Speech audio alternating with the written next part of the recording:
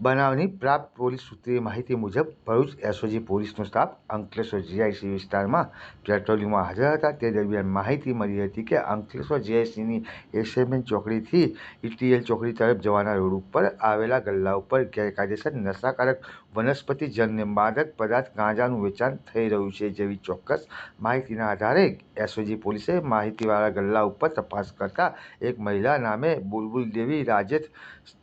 Tone મંડલનાઓ હાજર હોય ગલ્લામાં તપાસ કરતા ગેરકાયદેસર નશાકારક વનસ્પતિજન્ય માદક પદાર્થ ગાંજાનો જથ્થો પોતાના આર્થિક લાભ માટે તેમજ પૈસા કમાવાના ઈરાદે મળી આવેલ. પોલીસે ગાંજાનો જથ્થો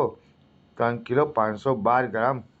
જેની આશરે કિંમત 35,120 તથા એક મોબાઈલ ફોન જેની આશરે કિંમત 500 તથા રોકડા રૂપિયા 50,800 મળી કુલ 86,420નો મુદ્દામાલ કબજે કરી